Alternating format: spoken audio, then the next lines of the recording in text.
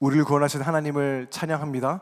다 함께 자리에서 일어나셔서 영과 진리로 예배하며 주님 앞에 나아가겠습니다.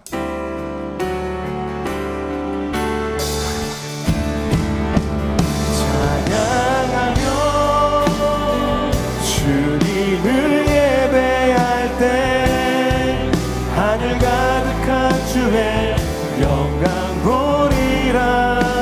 나를 통하여 나의 입술을 인하여 주의 이름 높임을 받으소서.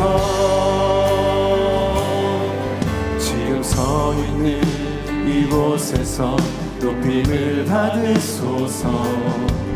내가 밟는 땅 주님의 땅이니 하늘이 주의 이름 높이 올리며 넓은 바다가 주를 노래해. 모든 만물 주를 경배해. 모든 입술 주를 찬양해. 천지를 만드신 만물의 통치자 높임을 받으소서. 내 평생에 주의 이름 높이며 어느 곳에서든지 주님을 예배하리라. 내가 밟는 모든 땅 아버지의 영광이 선포돼야 하리. 찬양하며 주님을 예배할 때 하늘 가득한 주의 영광 보리라.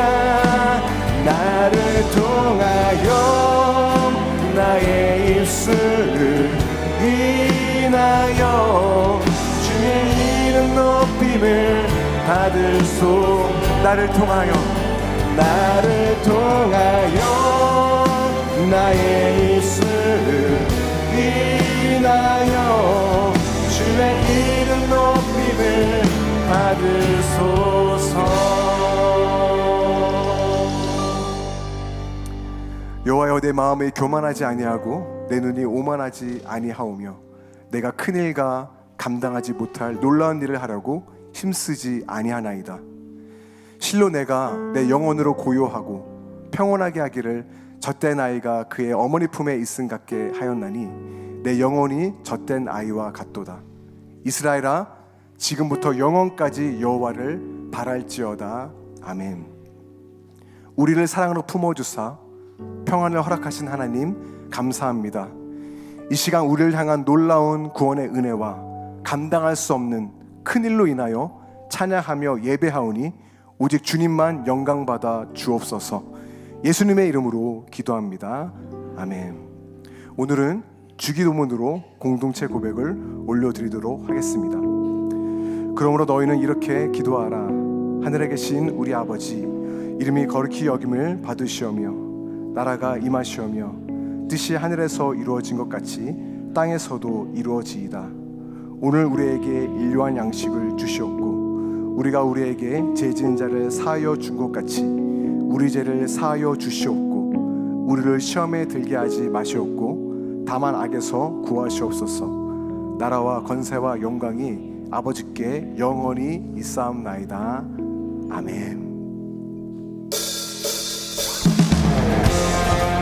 할렐루야. 시간 다 함께 박수치면서 우리 전능하신 주님을 전심으로 찬양하며 나아갑니다. 할렐루야.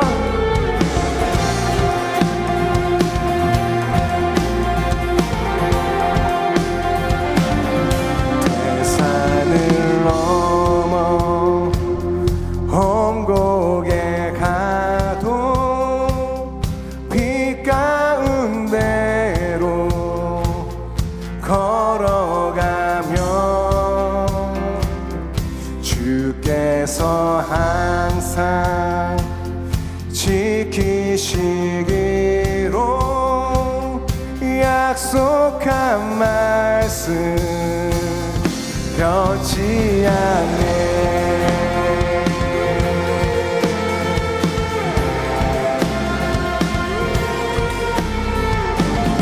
우리 신실하신 하나님을 찬양합니다.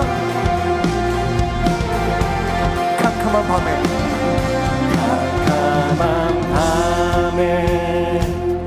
다닐지라도 주께서 나의 길 되시고 나에게 밝은 빛이 되시니 길 잃어버릴 염려 없네.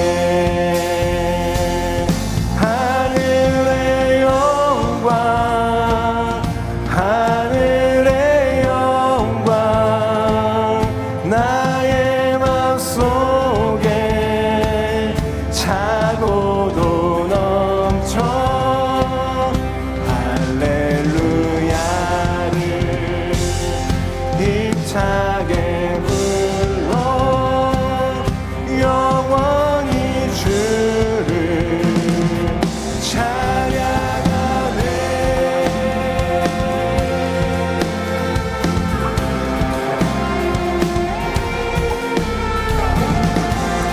우리 빛 대신 주님을 전심으로 목소리 높여 찬양합니다. 강명한 그 빛 마음의 바다 명랑한 천국 바라보고 할렐루야를 힘차게 불러 날마다 빛에 걸어가리. 하늘의 영광 하늘의 영광 나의 맘속에 차고도 넘쳐 할렐루야를 힘차게 불러 영원히 주를 찬양하네. 우리 더 큰 목소리로 고백합니다. 하늘의 영광 하늘의 영광 나의 맘속에 차고도 넘쳐 할렐루야를 힘차게 불러 영원히 주를 찬양하네.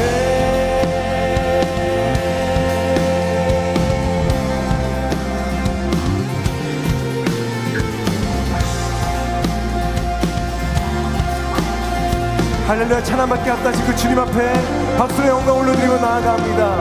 아멘 아멘. 다 함께 자리에 앉으셔서 찬양하며 나가겠습니다.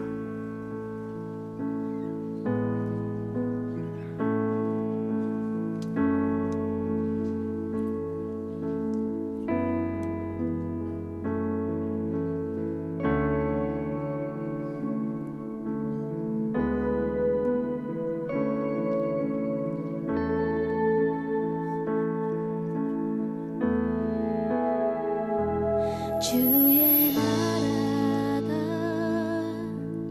임할 때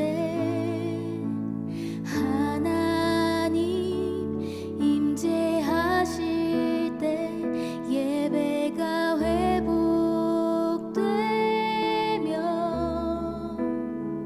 기적은 일어나네.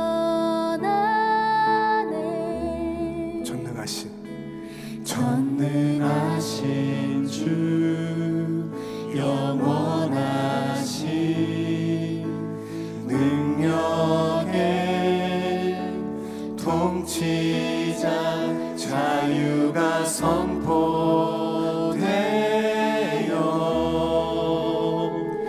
주 백성 돌아오네.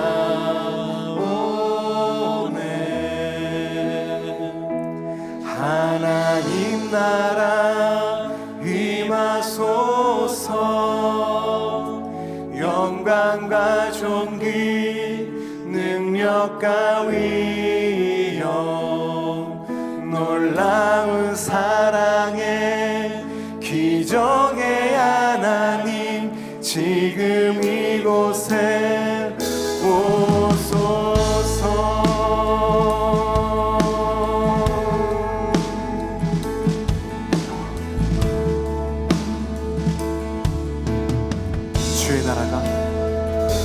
주의 나라가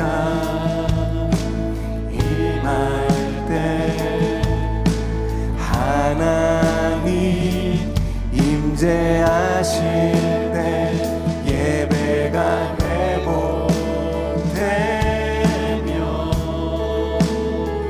기적은 일어나네.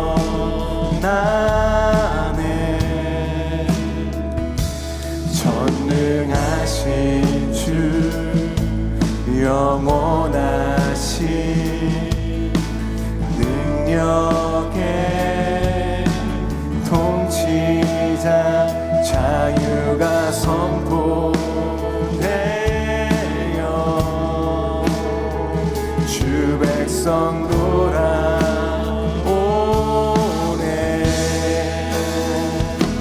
하나님 나라 임하소서. 영광과 존귀 능력과 위엄 놀라운 사랑의 기적의 하나님 지금 이곳에 오소서. 하나님 나라 임하소서. 영광과 존귀 능력과 위엄 놀라운 사랑의 기적의 하나님 지금 이곳에 오소서. 주 높고 위대하심을 크게 외쳐 선포하네. 만왕의 왕 주 하나님 지금 오소. 주 높고 위대하심을 주 높고 위대하심을 크게 외쳐 선포하네. 만왕의 왕 주 지금 오소서. 지금 우리 목소리 높여 찬양합니다. 주 높고 위대하심을 주 높고 위대하심을 크게 외쳐 선포하네. 만왕의 왕 주 하나님 지금 오소서. 이곳에 오셔서 이곳에 앉으소서. 이곳에서 드리는 예배를 받으소. 주님의 이름이 주님의 이름만이 오직 주의 이름만 이곳에 있음. 이곳에 오셔서 이곳에 앉으소서. 이곳에서 드리는 예배를 받으소서. 주님의 이름만이 오직 주 이름만 이곳에 이곳에 있습니다. 오직 주의 이름만 이곳에 오직 주의 이름만 오직 주의 이름만 이곳에 있습니다.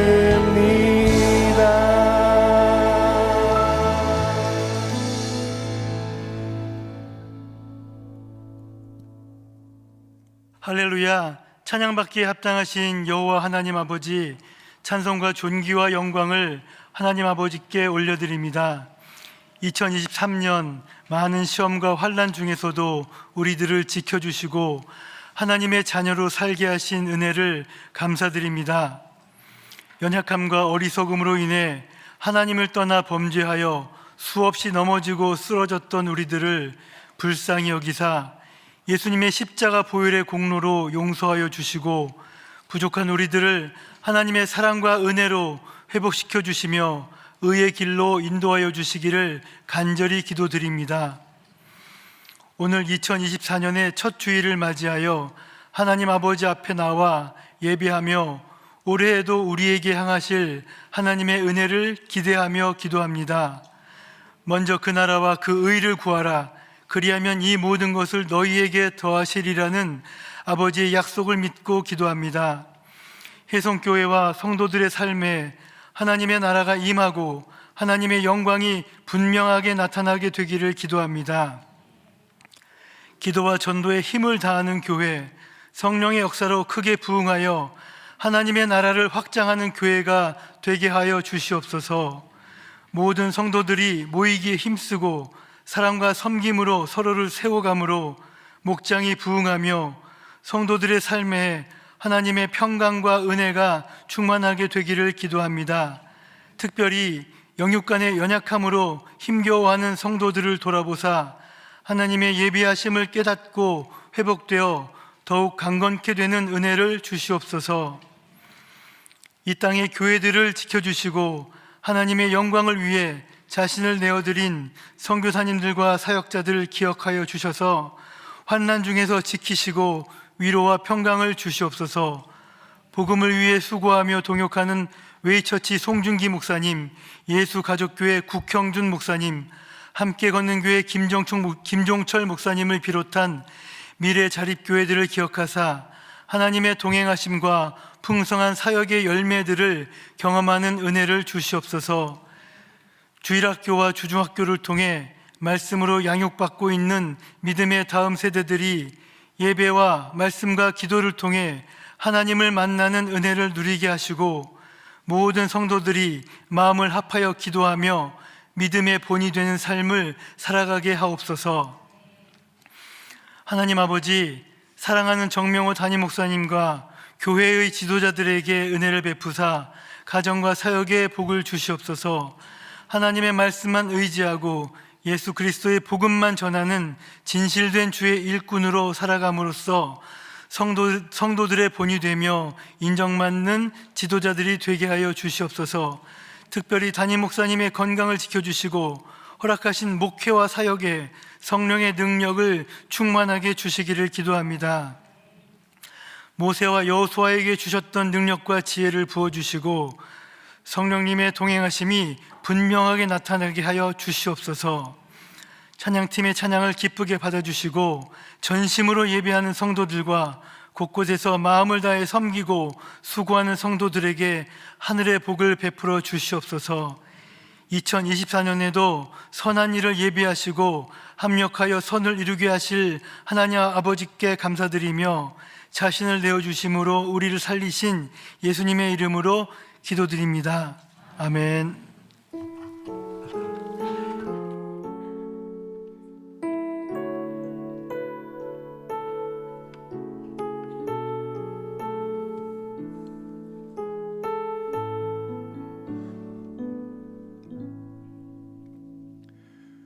오늘 우리에게 주시는 하나님의 말씀은 마태복음 16장 13절로 16절의 말씀입니다. 화면을 참고하시어 교독하시겠습니다.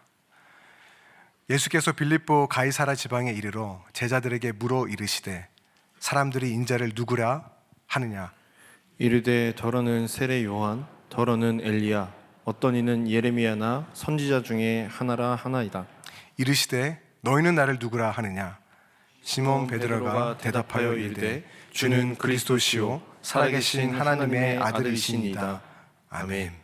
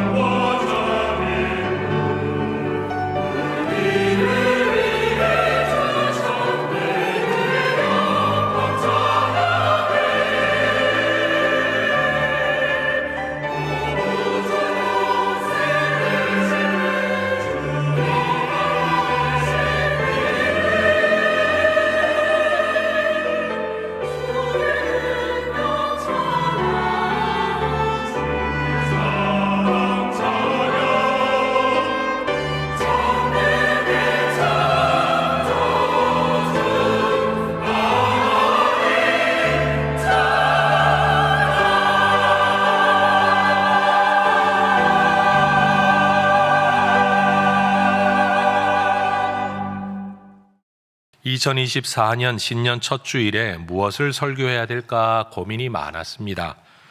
그런데 이렇게 신년 주일이라든지 설교 계획은 한 주 한 주 하는 게 아니라 벌써 작년 가을부터 고민을 하고 기도했던 제목입니다.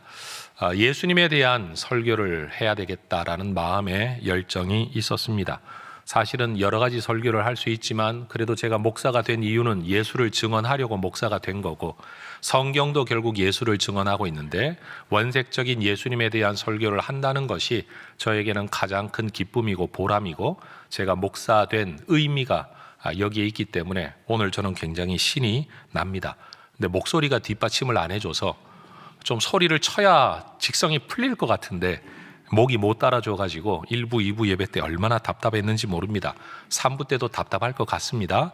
그러나 여러분, 제가 적게 말하더라도 큰 소리로 들으시면서 예수에 대한 믿음을 견고하게 다시 잡게 되시기를 축복합니다. 마태복음 16장의 말씀으로 4주 말씀을 제가 이어가게 될 것입니다. 믿음과 교회에 대하여 다시 한번 기초를 다지는 시간이 될 수 있기를 바랍니다. 예수님께서 사역하실 때 갈릴리 호수의 북쪽 연안 해변에 있었던 가버나움이라는 동네에서 가장 많은 사역을 하셨습니다. 그런데 어느 날 예수님께서 이 가버나움에서 북쪽으로 약 40km 정도 떨어진 가이사랴 빌립보, 오늘 본문에는 빌립보 가이사랴라는 지방으로 가셨습니다. 이곳의 원래 지명은 바네아스라는 동네였습니다. 그리고 오늘날에는 바니아스라는 이름으로 불려지는 지역입니다. 이 지역은 해발 2814m인 헐몬산, 헤르몬산, 그 이스라엘의 북쪽 국경 지역에 있죠. 바로 그 산에서부터 흘러내려오는 물이 있는데 산이 워낙 높다 보니까 늦 가을부터 초여름이 될 때까지는 산 정상을 뒤덮었던 눈이 녹은 물이 땅속으로 스며들었다가 바로 이 가이사랴 빌립보 지역에서부터 솟구쳐 오릅니다. 또 지중해성 기후로 많은 비가 올 때에도 석회암 재질의 이 산에 이 물이 스며들었다가 또 그 물이 흘러나오는 곳도 바로 이 지역입니다. 그래서 이곳은 요단강의 발원지가 되는 지역, 사시사철 물이 마르지 않는 아주 풍요의 땅입니다. 여호수아 11장, 12장, 13장을 읽어보면 구약 성경 이 시대에는 이 지역에서 바알갓이라는 신을 섬기는 지역이었다는 기록이 나옵니다. 신약 시대에도 제우스 신전이 있었고 네메시스의 뜰, 판의 뜰, 거룩한 염소의 무덤 신전 등등 다양한 종류의 신들에게 대한 신전이 이 지역에 있었다고 합니다. 그림에서 보이는 좌측 그림이 요즘 남아있는 유적입니다. 거기 하나 동굴이 보이죠. 그리스 신화에 등장하는 판이라는 신을 기리는 신전 동굴이었는데 여러분 나중에는 그곳에 그 동굴 앞에다가 신전을 지어서 판신전, 템플 오브 판이라는 신전이 있었다고 합니다. 그 외에도 몇 개의 신전이 더 있죠. 주전 20년 로마의 아우구스투스 황제가 이 지역을 헤롯 대왕에게 선물로 줍니다. 헤롯 대왕은 이에 대한 감사로 로마 황제 아우구스투스를 기리는 신전을 이곳에 또 지었다고 합니다. 그러니 여러분 이 지역은 신에 대한 신전, 황제에 대한 신전, 전례로 내려오는 많은 우상에 대한 신전들, 한마디로 여기는 신전들이 가득한 동네였습니다. 주전 4년에 헤롯 대왕이 죽고 나자 그 아들 빌립이 그 땅을 몇 개로 나누어 한 지역을 다스리게 되었는데 여러분 이곳 가이사랴 빌립보를 수도로 삼고 통치하려고 이 지역을 계획 도시로 꾸며나가기 시작합니다. 그래놓고는 로마 황제에게 인정받기 위해서 그 당시 황제였던 티베리우스 황제의 가이사, 케사르, 시저, 이 가이사랴라는 이름과 자기의 이름 빌립의 빌립보라는 이름을 붙여서 가이사랴 빌립보, 빌립보 가이사랴라는 이름으로 이 도시를 부르기 시작했습니다. 예수님 당시에도 이 지역에는 수십만의 로마 군대가 주둔할 만큼 군사적인 요충지였다고 합니다. 그러니 여러분이 가이사랴 빌립보라는 도시를 한번 생각해 보십시오. 많은 황제들과 왕들을 기리는 수도로 삼는 계획도시, 군대 주둔지, 물이 풍성한 땅, 신전들의 도시, 여기가 바로 가이사랴 빌립보였다라는 겁니다. 마가복음 8장의 기록을 보면 예수님께서는 제자들과 함께 전도와 사역을 목적으로 이 지역을 방문하신 것으로 보입니다. 또 누가복음의 기록에 근거해 보면 오늘 본문에 나타난 마태복음의 이 상황이 언제 일어난 거냐? 전도 여행을 하시는 중에 제자들과 함께 기도하기 위해 별도의 시간을 보내시다가 기도 전 또는 기도 후, 말 그대로 기도의 전후에 나누었던 대화가 오늘 마태복음 16장에 기록되어 있는 겁니다. 이 상황에서 예수님께서 갑자기 제자들에게 질문을 하십니다. 사람들이 나를 누구라 하느냐? 인자라는 말은 사람의 아들이라는 단어인데 예수님께서 자신을 3인칭으로 호칭하실 때 자기를 칭할 때 인자라는 말을 많이 하셨습니다. 결국 이 말 자체는 사람들이 인자를 누구라 하느냐라는 말은 사람들이 나를 뭐라고 부르느냐라는 질문입니다. 제자들은 예수님의 질문에 여러 가지로 대답을 합니다. 누구는 세례 요한이라고 말하는 사람도 있습니다. 누구는 엘리야라고도 말을 하고 어떤 사람은 예레미야 또는 선지자 중에 한 사람이 아닐까라고 말하기도 합니다. 그냥 떠도는 많은 말들을 예수님께 전달했습니다. 그런데 예수님께서 정말 알고 싶어 하셨던 것은 사람들의 말이 아니라 제자들의 생각이었습니다. 남의 이야기를 이렇게 말하고 있는 제자들에게 예수님 다시 질문하십니다. 너희는 나를 누구라 하느냐? 따라하십시다. 너희는 나를 누구라 하느냐? 남들이 하는 말 알고 있죠. 남들이 하는 말 전할 수도 있습니다. 그런데 예수님의 질문은 이겁니다. 너는 나를 누구라고 하느냐? 여러분, 모태신앙으로 태어난 사람들은 삶의 문화 자체가 기독교적이니까 얼마나 많은 이야기를 들었겠습니까? 제가 세상 말로 아무리 노력을 해도 죽었다 깨어나도 이런 말 잘하죠? 제가 아무리 노력을 해도 따라갈 수 없는 것 하나가 있습니다. 그게 바로 모태신앙입니다. 믿지 않는 집안에서 태어나 자랐으니 이건 여러분 제가 아무리 노력한다고 해결될 수 없는 은혜요 복입니다. 여러분 모태신앙 성도님들 복받은 줄로 믿으시길 바랍니다. 아멘이 별로 없으시네. 모태신앙이 없으신 건가요? 아니면 아멘이 별로이신 건가요? 여러분 이렇게 생각하시면 돼요. 정명호 목사가 죽었다 깨어나도 이건 못 따라와 라고 하는 게 바로 모태신앙이에요. 여러분들 이것을 은혜와 감사로 받으시기를 바랍니다. 어려서 주일학교를 다녔다고 한다면 또 들은 이야기가 얼마나 많겠습니까? 또 우리 혜성교회 성도들 정명호 목사한테 설교 좀 듣고 신앙생활했으면 여러분 주워들은 풍월이 좀 있으실 거 아닙니까? 근데 예수님이 우리한테 원하시는 건 남들이 하는 말 말고 목사님이 너한테 하는 말 말고 네가 하나님에 대해서 예수님에 대해서 뭐라고 생각을 하고 어떻게 믿고 있느냐, 이것이 바로 예수님의 관심이었습니다. 신전들의 땅에서, 황제들의 땅에서, 물이 풍부한 그곳 땅에서, 군대가 주둔해 있는 그 땅에서, 새로 만들어진 계획 도시에서, 황제와 왕을 기리는 가이사랴 빌립보라는 이름을 가진 그 땅에서 우리 주님이 질문하시는 겁니다. 저는 이 질문을 이렇게 좀 바꾸고 싶어요. 너희는 나를 누구라 하느냐라는 질문을 바꾸면 너희에게 나는 누구이냐? 너희에게 나는 누구이냐? 예수님은 예수님의 의미가 너희에게 어떻게 받아들여지고 있는가를 질문하고 계신 겁니다. 마태복음의 기록 안에서만 보더라도 사람들은 예수님의 정체에 대한 질문과 고민을 계속 가지고 있었습니다.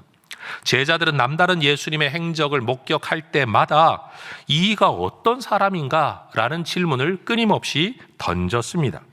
세례 요한도 예수님의 소문을 전해 들었을 때에 오실 것이라고 성경에 예언한 그 사람이 당신입니까? 라는 의문을 가지고 있었습니다.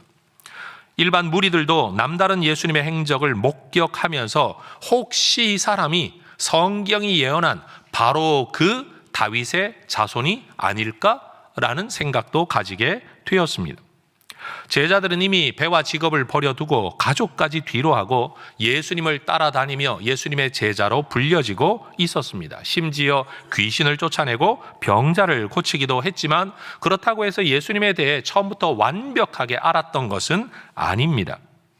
예수님과 함께하는 시간이 쌓여 갈수록 예수님의 가르침의 말씀을 반복하여 듣고 예수님이 행하시는 일들을 반복하여 목격하고 경험할수록 예수님에 대한 그들의 이해와 믿음은 더 쌓여 갔습니다. 따라하십시다. 믿음은 시간 속에서 쌓여가는 것입니다.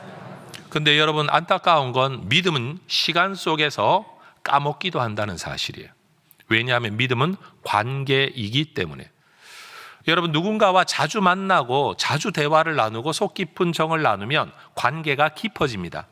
그러나 그 사람들도 연락하지 않고 만나지 않고 대화하지 않다가 보면 관계가 옅어집니다.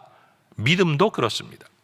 여러분, 주님과 함께 살며 주님의 말씀을 들으며 주님의 행하심을 보며 계속 예수님에 대한 생각을 하다가 보니까 예수님에 대한 믿음이 성장해 가는 것이지, 예수님 떨어져 지내고 있는데 말씀도 듣지도 않는데 행하는 일을 보지도 않는데 저절로 시간이 흐른다고 믿음이 자라나는 것은 아니라는 사실입니다. 올 한 해 여러분의 믿음을 잘 가꾸어 가시기를 주의 이름으로 축원합니다. 사람과의 관계를 가꾸듯이, 건강을 돌보듯이 믿음도 가꾸고 돌보아야 된다라는 겁니다. 오늘 우리는 지금 마태복음 16장의 이야기를 보고 있는데, 가장 최근에 이 16장의 시점에서 가장 최근에 제자들이 경험한 놀라운 일은 마태복음 14장에 기록되어져 있는 일입니다. 예수님께서 풍랑이는 바다 위를 걸어오신 거죠. 더군다나 베드로는 그 바다 위, 호수 위를 자신도 직접 걸었습니다. 이 놀라운 사건을 경험하고 난 뒤에 제자들은 예수님에 대하여 분명한 확신을 가지게 되었습니다. 진실로 당신은 하나님의 아들이십니다. 여러분, 이미 하나님의 아들이라고 어렴풋하게 믿고 있었지만 그들은 이 사건을 통해 진실로라고 말하면서 이 믿음이 더 강화되어졌습니다. 삶 속에서 하나님을 만나게 되면 여러분, 어렴풋한 것들이 더 분명해질 줄로 믿습니다. 이것이 바로 믿음의 성장, 믿음의 견고함이 된다라는 거죠. 그래서 예수님께서 너희는 나를 누구로 하느냐라는 질문 앞에 베드로는 여러분, 남의 눈치도 보지 아니하고 즉각 예수님 앞에 그렇게 고백합니다. 주는 그리스도이십니다. 살아계신 하나님의 아들이십니다 라고 고백을 했다라는 거예요. 따라하십시다. 예수님은 그리스도이십니다. 근데 우리 한국 사람들이 그리스도다라는 단어를 듣고 마음의 감동을 느끼는 사람은 아마 아무도 없을 겁니다. 왜냐하면 이 그리스도라는 말이 무엇을 의미하는지 우리가 정확히 이해하지 못하기 때문입니다. 그리스도라는 이 헬라어 단어는 이스라엘 사람들이 원래 사용했던 히브리어 단어로 바꾸면 메시아라는 말입니다. 메시아가 어떤 존재입니까? 하나님께서 구약 역사 전체를 통틀어 너희들의 유일한 구원자, 내가 보낼 왕으로 예언한 그분입니다. 여러분, 창세기만 보더라도 에덴 동산의 사건 직후에 하나님이 말씀하십니다. 여자의 후손이 뱀의 머리를 밟을 것이다. 여기서 말하는 여자의 후손은 여러분, 여자의 몸에서 태어나는 많은 인류를 말하는 게 아니라 여자의 후손이라는 단 한 사람, 사람으로 이 땅에 오지만 마귀를 짓밟을 존재가 있다라고 이미 하나님께서 예언하셨습니다. 바로 그 한 사람이에요. 하나님은 모세에게도 말씀하셨습니다. 내가 너와 같은 선지자를 일으켜 이 백성을 인도할 것이다. 그런데 너와 같은 선지자라고 말을 할 때 많은 선지자들을 의미하는 게 아니라 너처럼 특별한, 너보다도 더 탁월한 한 사람의 선지자를 내가 일으킬 거다. 그래서 우리 이렇게 말을 해야 돼요. 바로 그 선지자. 이사야에 보면 성경이 예언하죠. 기묘자라, 모사라, 전능한 왕이라, 영원히 통치하는 왕이라고 말할 그분. 세상에 많은 왕들이 있지만 성경은 그런 왕들을 예언하고 있는 게 아닙니다. 한 분, 하나님이 약속한 그분의 왕. 그래서 여러분, 성경이 이야기할 때 성경에 나타난 많은 사람들이 오실 그이가 당신입니까? 라고 요한이 질문할 때 이 사람이 다윗의 자손이 아닐까라고 말할 때 이 모든 표현들은 일상적인 추상의 단어들이 아니라 성경이 예언하고 있었던 바로 그 내용을 말하고 있는 거예요. 다시 말해, 이 표현을 바꾸면, 한마디로 바꾸면 전부 다 메시아가 아닌가, 하나님이 약속한 바로 그 구세주가 아닌가라는 말이라는 겁니다. 그러니 그리스도라는 단어는 어느 한 날 인류를 위해 헌신하겠다고 또는 인류에게 소망이 될 만한 지도자를 일컫는 말이 절대 아닙니다. 예수님이 그리스도라고 고백을 하는 것은 하나님께서 인류 역사 속에 예언하셨던 바로 그 한 사람의 구세주, 그것을 일컫고 있다라는 겁니다. 여러분, 베드로는 지금 황제의 도시에서, 왕의 이름으로 일컬어지는 도시에서, 많은 신들을 섬기고 있는 신전의 도시에서 나사렛 촌동네 출신 예수가 하나님의 백성들의 통치자라고 예언한 바로 그 선지자, 바로 그 다윗의 자손, 바로 그것을 고백하고 있는 것이에요. 그러니 여러분, 우리가 예수님은 그리스도입니다 라고 고백할 때 어느 한 날 지도자가 일어났는데, 야, 이 사람 믿을 만하네, 따를 만하네, 살고 보니 그 사람이로구나, 이게 아니라는 사실이에요. 수천 년의 인류 역사 속에서 하나님께서 예언하셨던 바로 그것. 제가 지금 수천 년이라고 이야기하니까 목사님, 인류 역사는 수천 년이 아닙니다 라고 생각하시겠지만, 성경이 기록하고 있는 범위 안에서만 볼 때 여러분, 구약 역사를 거의 4,000년, 신약의 역사를 2,000년, 우리가 그렇게 계산을 할 수 있는 방법이 그것밖에는 없어요. 기록만을 두고 볼 때는 바로 그 역사 속에서 하나님이 우리에게 계속 말씀하셨던 그분이 바로 예수님이다. 이 고백을 일컬어 한마디로 주님은 그리스도이십니다 라는 말이라는 거죠. 여러분, 그리스도라는 이 고백이 하나님의 약속이 이루어질 바로 그분, 두 번 다시 있을 수 없는, 두 명도 있을 수 없는 유일한 그분이라는 믿음의 고백이 우리에게 있어지기를 소망합니다. 바로 여기에서 기독교 신앙이 가지고 있는, 우리가 의도한 바는 아니지만, 우리가 남을 무시하려고 하는 건 아니지만, 우리의 신앙의 절대성, 배타성, 그것이 여기에서 드러나죠. 왜냐하면 하나님은 세상에 많은 선지자들과 많은 지도자들을 보내어 세상을 구원하겠다고 말씀하지 않으시고 한 분 구세주를 보내어 우리를 구원하겠다고 말씀하셨는데, 예수님만이 바로 그분이에요. 바로 그 선지자, 바로 그 다윗의 자손, 바로 그 여자의 후손 말이에요. 그러니까 예수님 외에는 우리를 구원할 분이 없다는 거죠. 이것이 우리가 가지고 있는 신앙의 고백이에요. 예수 외에는 구원 얻을 수 없다. 예수 외에는 하나님께로 가는 길이 없다. 예수 외에는 천국을 갈 수 있는 길이 없다. 예수 믿어야만 구원받는다 라고 말할 수 있는 이유가 바로 예수가 그리스도라고 고백하는 이 한마디 안에 담겨 있는 성경적 의미라는 사실이에요. 저는 이 믿음을 오늘 이 설교를 듣는 여러분들도 가질 수 있게 되기를 소망합니다. 믿음은 강제로 만들어줄 수가 없잖아요. 요구할 수도 없는 것 아닙니까? 그러나 성경은 이것을 우리에게 가르치고 있습니다. 베드로가 했던 예수님에 대한 두 번째 고백은 예수님을 하나님의 아들이라고 고백하는 겁니다. 예수님께서 이 땅에 오시기 전, 더 정확하게 말하면 잉태도 하기 전에 가브리엘 천사는 마리아에게 찾아갑니다. 그리고는 말합니다. 네가 아이를 낳게 될 거다. 그러나 네 몸에서 태어나겠지만 그는 하나님의 아들이다. 지극히 높으신 이의 아들이라 일컬음받게 될 거다. 그는 영원히 야곱의 집을 왕으로 다스리실 것이다. 야곱의 집이 뭡니까? 이스라엘 후손들, 하나님의 백성들을 영원토록 다스리실 분, 그 나라가 무궁할 분. 그러니 인간처럼 살다가 죽을 존재가 아니라는 거죠. 하나님의 아들, 예수는 하나님의 아들이시다는 사실이 예수님이 잉태되기도 전에 천사에 의하여 세상에 계시되었습니다. 그리고 잉태된 얼마 후, 그때가 언제인지 우리는 알 수는 없지만 천사가 또 이번에는 요셉을 찾아갑니다. 오늘 말로 하면 이런 말이겠죠. 그 아이가 네 아이가 아니라는 걸 네가 너무나도 잘 알지 않냐.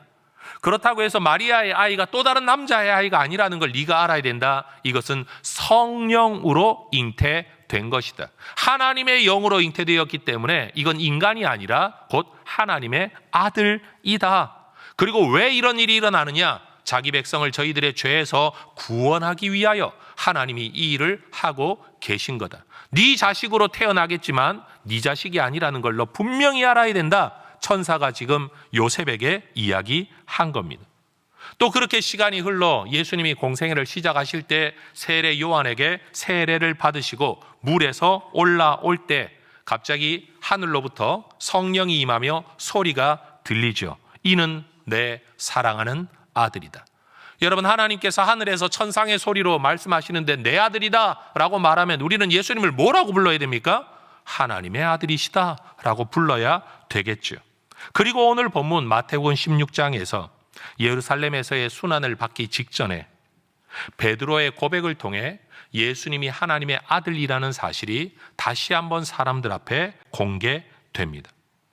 훗날 예수님께서 십자가에서 죽으시고 부활하시는데, 여러분, 부활 사건이 단순히 죽었다가 살아났다, 오 대단하네 라고 끝나지 않고 로마서 1장 4절은 이 사건을 무엇이라고 해석하는가 하면 부활하신 것이 그 능력으로 하나님의 아들로 선포 되는 사건이다. 부활 자체가 설교다. 부활 자체가 선언이다라고 말합니다. 무엇에 대한 선언입니까? 하나님의 아들이시라는 선언입니다. 왜 이게 하나님의 아들이라는 선언입니까? 하나님의 아들이라는 말은 결국 하나님과 같다라는 뜻이에요. 다시 말해 하나님이기 때문에 죽음의 다스림을 받을 수 없는, 죽음을 이기는 생명의 근원이시라는 말이 부활을 통해 세상 가운데 드러나게 되었다라는 겁니다. 세상에 어떤 지혜자와 여러분 어떤 좋은 성품을 가진 사람이라고 할지라도 죽음을 이길 수는 없습니다. 죽음을 피해갈 수도 없습니다. 그런데 예수님은 죽음을 이기십니다. 왜요? 그분이 단순한 인간이 아니라 곧 하나님의 아들이시기 때문인 겁니다. 그러니까 부활 사건은 그 자체로 그가 하나님의 아들이라는 것을 세상 가운데 보여주는 사건이라고 성경이 해석하고 있는 겁니다. 또 얼마의 시간이 흘러 사도 바울이 다메섹으로 가는 길에 부활하신 예수님을 만나죠. 이때만 해도 그는 예수 믿는 사람들을 잡아 죽였던 사울이라는 인물이었습니다. 그는 예수가 하나님의 아들이라는 예수쟁이들의 말이 정말 듣기 싫었습니다. 꼴보기 싫었습니다. 내버려 두는 것도 양에 차지 않아 잡아 죽여야 직성에 풀려 여러분 이 성 저 성 이 나라 저 나라를 쫓아다니며 이 일을 행했던 사람입니다. 근데 그가 여러분 밝은 빛 가운데 음성 가운데 자기를 찾아오신 예수님을 만나고 났을 때 성경 사도행전 9장 20절을 보면 즉시로 따라하십시다. 즉시로 다시 즉시로 여러분 그가 했던 일이 뭐냐?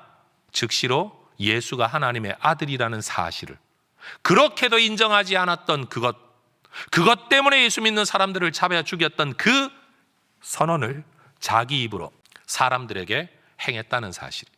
두 번 고민할 이유가 없었습니다. 더 깊이 연구할 이유도 없었습니다. 즉시로. 여러분 예수님은 하나님의 아들이십니다. 그래서 초대교회 이후로 여러분 하나님의 아들로 예수님을 믿는 사람, 예수님을 하나님의 아들로 믿는 사람이 바로 하나님 안에 거하는 사람, 하나님의 자녀, 교회 공동체의 일원이라고 성경은 기록하고 있는 겁니다. 요한일서 4장 15절이 말하는 것처럼 누구든지 예수를 하나님의 아들이라고 시인하는 그 사람이 하나님 안에 거하는 사람이다라는 겁니다. 아담을 비롯한 세상의 절대 권력자들과 군주들과 지혜자들은 자신이 하나님과 같은 존재가 되기를 꿈꾸었습니다. 그러나 절대 그렇게 될 수가 없었습니다. 하나님과 같은 존재가 되기를 꿈꾸었으나 그럴 수 없었지만 예수님은 하나님이셨습니다. 하나님과 같은 존재가 아니라 하나님이십니다. 예수님은 죽을 수밖에 없는 존재인 인간이 아니신 겁니다. 죄성에 오염된 욕구를 가진 인간만이 아니신 겁니다. 우리 모든 인류를 창조하시고 영원토록 사랑하시는 영원한 창조주이신 겁니다. 이 고백을 우리는 예수님은 하나님의 아들이십니다 라는 말로 고백하는 거죠. 교회는 예수님이 하나님의 아들이시라는 것을 믿는 사람들의 모임입니다. 그리고 그분이 생명의 주인 하나님의 아들 곧 하나님이시기 때문에 창조주이시기 때문에 그분 안에서만 우리가 생명을 얻을 수 있다고 믿는 사람들, 가르치는 사람들인 겁니다. 그래서 요한일서 5장 12절이 말하는 것처럼 아들이 있는 자에게는 생명이 있고 아들이 없는 자에게는 생명이 없다. 그 아들이 어떤 아들이에요? 내 아들이 아니고 네 아들도 아니고 하나님의 아들. 누구요? 예수님이 있는 자에게는 생명이 있다라고 믿어왔고 가르쳐왔고 이 성경이 그것을 이야기하고 있고 저는 그것을 설교하기 위해 오늘 이 자리에 서 있다는 사실입니다. 예수님은 하나님의 아들이십니다. 그런데 베드로가 했던 세 번째 고백이 있죠. 그것은 바로 예수님을 주님이라고 일컫는 겁니다. 사실 베드로의 말 속에 주는이라고 말하는 것은요, 당신은 이라는 뜻이 훨씬 더 강합니다. 당신은 하나님의 아들이십니다. 당신은 그리스도이십니다 라고 말한 겁니다. 그러나 여러분 성경 전체의 의미를 보면 예수님은 주님이십니다. 초대교회는 예수님을 주님으로 믿고 고백하는 것, 이것을 통해 구원을 받는다고 가르쳤습니다. 로마서 10장 9절이 말하는 것처럼 내 입으로 예수를 주로 시인해야 구원을 받게 된다. 마음으로도 믿지만 입으로도 고백할 때 구원받게 된다. 뭐라고? 예수님을 주님이라고 고백할 때. 빌립보서 2장 11절도 말하는 것처럼 모든 입으로 예수 그리스도를 주라 시인하게 되는 것을 우리 하나님은 원하고 계십니다. 이 주님이라는 표현을 단순히 상대방에 대한 존칭 정도, 때로는 더 큰 의미를 두고 왕이요 통치자요 주권자라고 이해할 수도 있지만 사실은 그것보다 한 단계 더 나아가야 합니다. 예수님을 하나님의 아들이다라고 말할 때는 예수의 정체성에 대한 고백입니다. 예수님을 그리스도다라고 고백할 때도 그건 예수님의 정체성에 대한 고백입니다. 근데 여러분, 예수님이 하나님의 아들이라고 그리스도라고 말한다고 하더라도 나하고 무슨 관계가 있나? 그건 그 다음 이야기입니다. 여러분들이 저를 뭐라고 호칭하는지는 모르겠습니다만 예를 들면 이런 상황이 가능하죠. 누군가와 함께 대화를 하는 중에 정명호 목사라고 말할 수 있습니다. 정명호라는 이름을 가진 목사, 해성교회 목사, 저를 두고 제 3인칭의 표현을 하면서 이야기할 수 있습니다. 저의 존재를 인정하는 거죠. 제 직분을 인정하는 거죠. 제 역할을 인정하는 거죠. 그런데 거기에 누군가가 우리 목사님이라고 만약 말을 한다면 그분은요, 정명호라는 사람의 존재, 그 사람의 목사라는 직분, 해성교회 목사라는 역할, 그 위에 우리 목사님, 다시 말해 내가 신앙생활하면서 내가 지도를 받고 있고 나를 지도할 지도자로서 그분과 나와의 관계성을 그는 우리 목사님이라는 말 안에 나와의 관계성을 고백하는 것입니다. 제 말이 지금 이해가 되십니까, 여러분? 우리가 예수님을 하나님의 아들이라고 말하는 것도 그리스도라고 말하는 것도 사실은 예수님 객관성에 대한 고백일 뿐이에요. 근데 이 예수님을 나의 주님이라고 말하는 그 순간 우리는 예수님과 관계성을 맺는 겁니다. 내가 예수님과 그 관계 안에 살기를 원한다라는 고백이 거기 담겨 있는 거죠. 주관적인 거예요. 관계적인 거예요.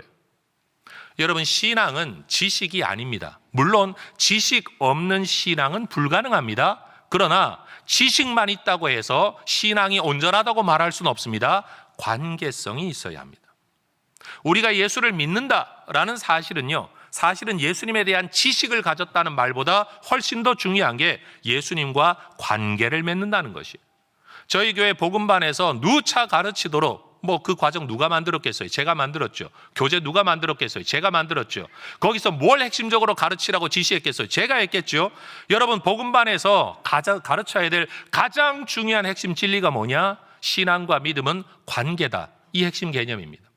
하나님과 관계를 맺고 있냐라는 거예요. 교회 몇 년 다녔냐는 걸 묻는 게 아니라, 성경 몇 번 읽었냐는 걸 묻는 게 아니라, 당신은 예수님과 개인적 관계를 맺고 있느냐? 그게 구원이라고 가르치는 겁니다.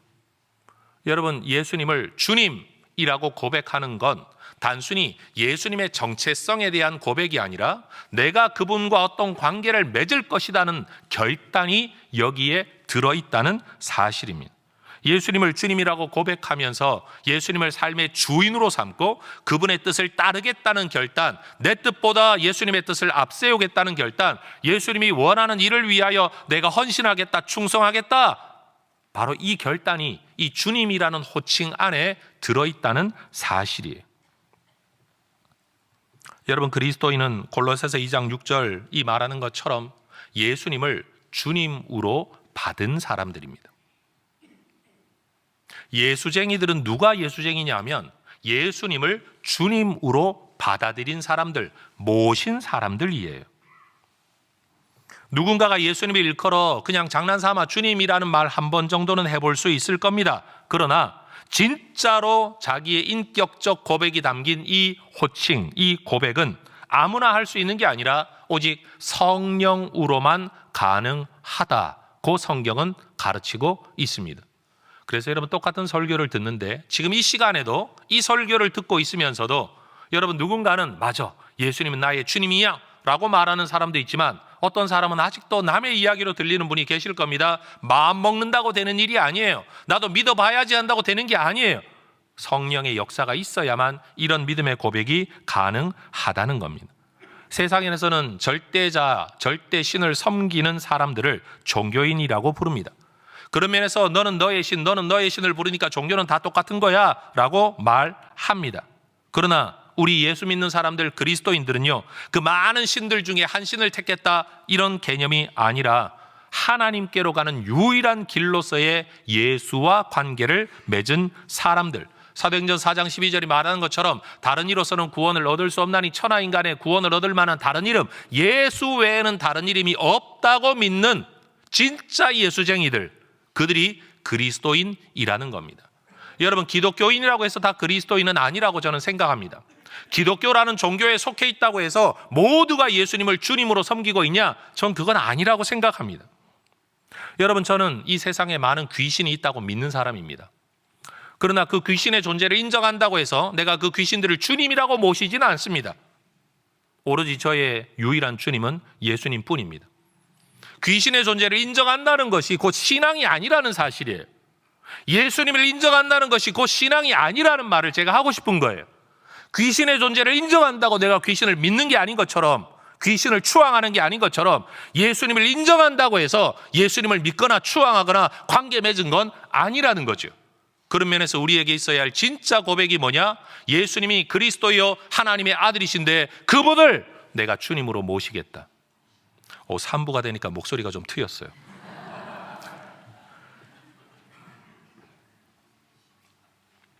그래서 교회의 가장 주된 사역은 무엇이어야 되냐? 예수님을 믿는 것이어야 되고 그 예수님을 전하는 거죠. 뭐라고 전하는 거죠? 고린도후서 4장 5절이 말하는 것처럼 우리는 우리를 전파하는 게 아니야. 우리의 문화를 전파하는 게 아니야.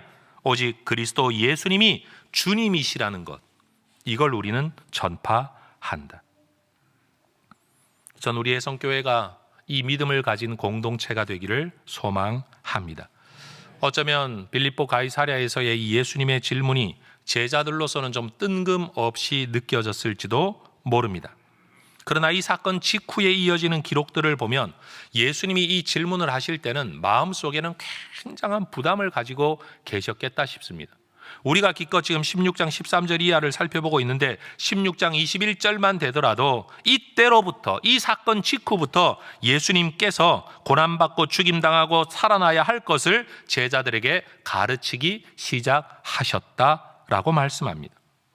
떠나야 할 길을 앞에 놓고 남겨질 제자들에게 듣고 싶었던 바로 그 고백, 예수님이 의도하셨던 제자훈련과 신앙훈련의 기대의 결과는 바로 예수님이 누구이신가, 그 예수님과 너는 어떤 관계를 맺을 거냐에 대한 고백이었습니다. 예수님은 자신의 사역의 결과를 얼마나 많은 병자를 고치고 얼마나 많은 기적을 행하고 얼마나 많은 죽었던 사람을 살려내는 것에 두지 않으셨습니다. 예수님의 모든 목표는 제자들이 나를 어떻게 믿느냐, 나와 어떤 관계를 맺을 거냐. 여러분, 제자훈련의 목적은요, 성경 구절 몇 개를 외우고 책을 몇 권 읽히는 데 있는 게 아니라 예수님과 어떤 관계를 맺고 살아갈 거냐, 바로 여기가 제자훈련의 진짜 목표와 목적입니다. 제자훈련의 과정을 끝냈는데도 여전히 예수님을 삶의 주님으로 모시지 않는다면 그 제자훈련은 실패이죠. 진짜 제자훈련을 제대로 받은 사람들이라면 이런 방식으로 주님을 따르고 섬기는 것이로구나, 내가 예수님을 정말 내 인생의 주님으로 모시고 이 방식 따라 살아가야 되겠다, 이 삶의 얼라이먼트, 정렬이 이루어지는 사람이 진짜 제자훈련을 제대로 받은 사람인 거죠. 여러분은 예수님을 누구라고 말씀하십니까? 여러분에게 있어 예수님은 누구이십니까? 저도 궁금해요. 여러분에게 있어 정명호 목사는 정명호 목사입니까? 여러분의 목사님입니까? 사람마다 다를 거예요. 그 사람은 그냥 설교하는 사람, 해성교회 목사, 그런데 누군가에게는 우리 목사님, 내 목사님이 될 수도 있겠죠. 우리 예수님께서 오늘 여러분에게 질문하십니다. 너희는 나를 누구라 하느냐?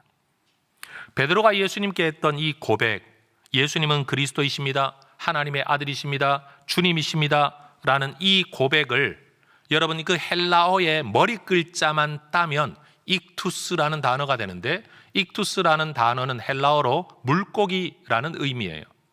그래서 익투스라고 말을 하면 물고기인데, 이 물고기 표시를 통해 결국 사람들이 하려고 했던 말은 뭔가 하면 베드로의 그 고백을 내 고백으로 받는다는 뜻이죠.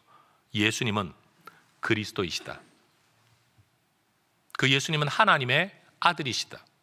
그리고 그 예수님은 나의 주님이시다. 여러분, 물고기 표시는 기독교인들의 그냥 만들어낸 상징이 아닙니다. 초대교회 때부터 지금까지 이어져 오고 있는 우리의 신앙 고백을 담고 있는 겁니다. 시간이 조금 더 흘러 에베소 교회 공동체는 이 물고기 표시 외에도 바로 베드로가 했던 이 익투스라는 고백을 담아낼 수 있는 한 문양을 발견하게 됩니다. 그건 수레바퀴와 같은 문양이에요. 이 바퀴의 문양을 들여다보면 여러분, 제가 그림에서 보여드린 것처럼 예수는 그리스도다, 하나님의 아들이다, 그리고 주님이다 라는 글자, 대문자 표기를 여기에 다 넣을 수 있어서 이 수레바퀴 문양을 통하여 그들은 또다시 내가 예수 믿는 사람이다 라는 고백을 하게 된 겁니다. 요 근래 저도 설교하면서 배지를 하나 달기 시작했고, 우리 부교육자들과 장로님들도 배지를 하나씩 달고 다니기 시작했습니다. 저는 여러분들이 이게 뭔가 궁금해하며 관심을 가져주기를 원했는데 아무도 저한테 묻지를 않았습니다. 바로 이것은 에베소 문양을 본따 만든 우리의 고백, 곧 베드로의 고백, 기독교회의 신앙 정체성의 고백을 담고 있는 겁니다. 여러분, 우리 해성교회는 예수님을 그리스도라고 믿고 하나님의 아들이라고 믿고 주님이라고 관계 맺은 사람들의 공동체인 줄로 믿습니다. 너희는 나를 누구라 하느냐라는 이 질문 앞에 여러분은 무엇이라고 대답을 하시겠습니까? 여러분, 오늘이 신년 첫 주일입니다. 아니, 지난 주일이 한 해 마지막 주일이었는데 또 첫 주일이었다. 기도 제목 써내라 그러면 교회 좀 오래 다닌 분들은 그럽니다. 써내면 뭐하냐, 연말 되면 다 똑같은데 새 알에 새 것이 뭐가 있냐, 계획한다고 되냐. 여러분, 그렇게 식상한 마음을 가진 분들도 계실 겁니다. 저에게도 그런 마음이 많이 있습니다. 그런데 여러분, 만약 우리가 한 해의 계획을 세우고 인생의 계획, 10년의 계획, 평생의 계획을 세우고 그 계획이 다 이루어졌다 치더라도 만약 우리의 목숨을 잃어버리면, 영혼을 잃어버리면 무슨 의미가 있을까요? 예수님께서 분명히 말씀하셨어요. 마가복음 8장 36절에 사람이 만일 온 천하를 얻고도 자기 목숨을 잃어버리면 그게 자기한테 무슨 유익이 있겠느냐. 사실 우리가 다른 어떤 꿈을 이루지 못해도요, 오늘 이 시간 생명으로 살아있다는 자체가 우리에게 가장 큰 선물이고 은혜인 줄로 믿습니다. 살아있다는 자체가 의미예요. 죽어버리면 나머지 모든 것들 의미가 없어져요. 근데 살아있는 우리가 한 해 동안 무슨 일을 할 수 있냐라고 질문을 할 때 내가 해봐야, 꿈꿔봐야, 노력해봐야, 기도해봐야 되는 게 별로 없더라 라고 말하더라도 저는 여러분에게 이 한 가지는 분명히 말할 수 있습니다. 한 해가 지난 이 시점에 오늘도 내가 예배하는 자로, 예수님을 믿고 고백하고 찬양하는 자로 이 자리에 있다는 것은 저절로 된 일이 아닌 줄로 믿습니다. 사실 우리가 평생을 살면서 죽음의 문전 앞에 갔을 때에 여러분, 우리가 뭘 붙들어야 될까요? 공부 많이 했다? 책 많이 읽었다? 운동 많이 했다? 여행 많이 했다? 여러분, 그거 못한 것 때문에 죽음의 앞에 서가지고 후회하는 사람이 있을까요? 저는 그렇지 않을 것 같아요. 한 끼 더 못 먹은 거, 더 맛있는 음식을 더 많이 못 찾아다닌 거, 미슐랭 별 몇 개 붙은 거 못 먹어본 거, 여러분 그거 후회하면서 우리가 죽어갈까요? 저는 그렇지 않을 것 같아요. 저는 우리가 죽음에 이를 때까지 정말로 굳게 지켜야 될 게 뭐냐? 바로 익투스 고백이라고 믿습니다. 한 해를 살면서 내 인생의 계획은 이루어지지 않았더라도 오늘 내가 믿음을 지키며 한 해를 지켜왔다라는 사실은 하나님이 베풀어 주신 큰 은혜인 줄로 믿습니다. 왜냐하면 우리를 삼키려고 달려드는 우는 사자와 같은 마귀가 있고, 여러분, 우리의 신앙과 기독교 신앙을 그렇게 싫어하는 세상 속에서 우리가 살아가고 있는데 우리가 이 믿음을 잃지 않고 여기에 존재하고 있다, 이 믿음을 가지고 있다, 이것만큼 큰 은혜와 기적이 어디에 있겠습니까? 저는 그런 면에서 해송교회가 어떤 교회가 되기를 원합니까? 라고 누군가가 질문한다면 저도 말할 수 있죠. 몇 명의 선교사를 파송하고 몇 개의 셀을 만들고 몇 개의 지교회를 세우고 몇 명의 목회자를 양성하고 뭐 어떻게 되기를 원한다. 여러분, 멋진 비전과 꿈을 만들 수는 있지만 제가 볼 때 우리 교회 그것보다 훨씬 더 중요한 것은 우리 예배드리는 모든 사람들이 이 익투스 신앙을 가지게 되는 것, 여러분, 이것이 흐려지지 않는 것, 나와 너, 우리 모두가 죽을 때까지 이 믿음을 지켜가는 것보다 중요한 건 없다라고 생각합니다. 사실 오늘날 교회 안에요, 기독교회 안에 자기를 그리스도인이라고 지칭하지만 예수만이 유일한 구원의 길이라고 믿는 사람들의 비율이 굉장히 낮습니다. 여러분, 예수님을 그리스도라고, 하나님의 아들이라고 인정하지 않는 사람들, 더 나아가 주님이라고 인정하지 않는 사람들이 교회 안에 얼마나 많은지 모릅니다. 그런 교회들이 선교도 하고 뭐도 하고 많은 활동들을 한다고 하더라도 여러분, 사람이 자기 목숨을 잃어버리고 천하를 가진다고 한들 그것이 무슨 유익이 있느냐라는 예수님의 말씀에 우리는 주목해야 합니다. 전 우리 해성교회 공동체가 분명한 예수 신앙을 가지고 살아가는 하나님의 백성 공동체가 되기를 소망합니다. 진짜 예수쟁이, 진짜 그리스도인, 그리고 예수님의 제자들, 예수님의 종들이 되기를 원합니다. 여러분, 예수님에 대한 구경꾼 되지 말고 평가자 되지 말고 예수에 대한 고백자가 되어야 할 겁니다. 예수님을 추종하는 자가 되어야 할 겁니다. 예수님에 대하여 아무리 많은 역사적 아니면은 또 다른 자료들을 가지고 논리적 근거를 가지고 학문이 뛰어나다고 할지라도 정작 그 예수님을 내 주님으로 모시지 않고 있다면 어떻게 그가 구원을 얻을 수 있겠습니까? 어떻게 하나님께 속했다라고 말할 수 있겠습니까? 세상에 종교학자들이 얼마나 많고 철학자들이 얼마나 많습니까? 여러분, 문학가들과 사회사상가들이 얼마나 많습니까? 여러분, 사회학을 하는 사람들, 심리학을 하는 사람들이 얼마나 많습니까? 학문을 가지고 이야기하자면 저는 할 말이 없습니다. 그들에게 배워야 할 사람입니다. 그러나 제가 믿는 것 딱 하나가 있죠. 그게 뭡니까? 예수님은 하나님의 아들 그리스도, 나의 주님이시라는 사실이에요. 바로 그것 때문에 내가 하나님의 사람이 되는 것이고 구원의 백성이 되는 것이죠. 하나님의 아들이라 일컬어지게 되는 것입니다. 여러분들이 해성의 모든 성도들이 한 해를 사는 동안 다른 사람들에게 무슨 선물을 줄지라도 여러분, 생명의 선물보다 더 큰 선물이 뭐가 있겠습니까? 복음의 선물보다 더 큰 선물이 무엇이 있겠습니까? 교회가 모여서 아무리 선하고 착한 일 많이 하여 지진 난 곳 도와주고 해일 피해 입은 곳 도와주고 전쟁 난 곳 도와주고 선한 일을 많이 한다고 하더라도 정작 천국의 생명을 내가 가지지 못했다면 우린 이 땅에서 그저 선한 일 좀 하다가 떠나버리는 사람, 영원한 지옥으로 떠나는 사람이 되고 말 거라는 사실이죠. 여러분, 예수 믿음을 분명히 붙들고 이 예수 믿음 안에 예배하며 이 예수 믿음을 증거하는 우리 해성의 가족들 되시기를 축복합니다. 목사님, 저 교회 다녀요, 저 예수 믿어요, 저 기독교인이에요, 성경 봐요, 온라인 예배 드려요, 뭐 이 모양 저 모양 제자 훈련도 해요, 선교 활동도 다녀왔어요. 무슨 말을 하더라도 우리는 본질적인 질문을 해야 됩니다. 너희에게 있어 예수는 누구이냐? 여러분, 예수님을 옆집 아저씨 부르듯이 3인칭의 호칭으로 부르지 않고 나의 주님, 나의 주님이라고 부를 수 있는 우리 모두가 되기를 소망합니다. 기도하겠습니다. 하나님, 오늘 이 말씀을 들었습니다. 이제 연이어 성찬식을 가지려고 합니다. 예수의 피, 예수의 몸이 나를 살리는 줄 알기에 주님, 우리가 한 떡 한 잔을 나누며 예수 공동체임을 확인받고자 합니다. 내가 예수께 속한 사람, 예수로 인해 생명을 얻은 사람인 것을 하나님 기념하고자 합니다. 너희는 이것을 행하여 나를 기념하라 하시고 내가 다시 올 때까지 예수의 죽으심을 증거하라 하셨던 우리 주님의 말씀을 기억합니다. 별것 아닌 것 같은 이 일이 얼마나 큰 믿음의 고백을 담고 있고 예수님과의 관계성을 반영하는지를 알고 경건하게 믿음으로 감사로 주님 앞에 나아가 함께 성찬하는 우리 해성의 가족들 되게 하옵소서. 예수님 이름으로 기도합니다. 아멘. 함께 찬양하며 봉헌하겠습니다.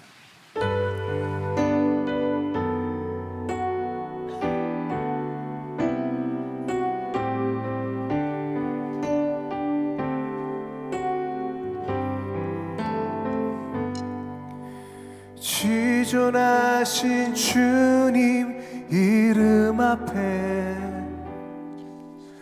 모두 무릎 꿇고 다 경배해. 거룩하신 주님 보좌 앞에 엎드려 절하세.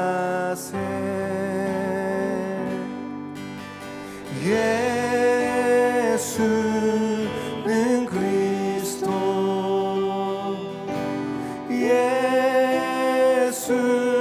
예수는 주,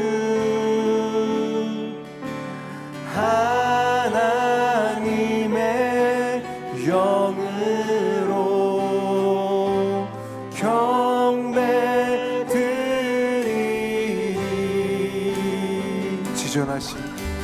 지존하신 주님 이름 앞에 모두 무릎 꿇고 다 경배해.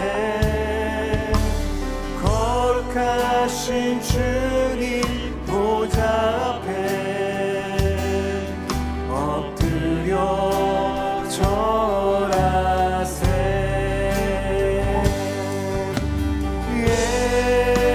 예수는 그리스도,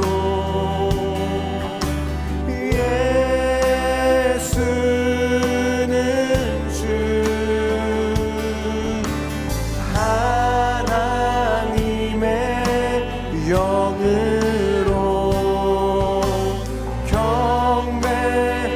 우리 다시 한번 고백합니다.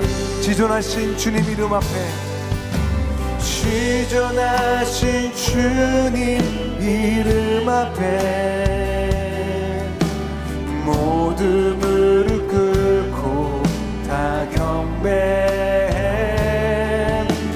거룩하신 주님 보좌 앞에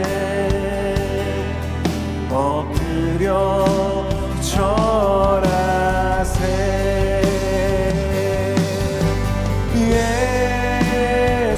예수는 그리스도, 예수는 주, 하나님의 주는 그리스도시요 살아계신 하나님의 아들이십니다.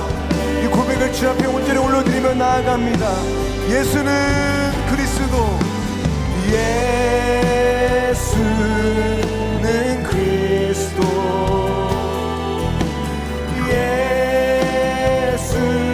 예수는 주, 하나님의 영으로 경배드리리. 우리 예수 이름 앞에, 우리 예수 이름 앞에 절하고 모든 입이 주를 시네. 영광 중에 오실 주를 보리. 우리 다 함께 선포해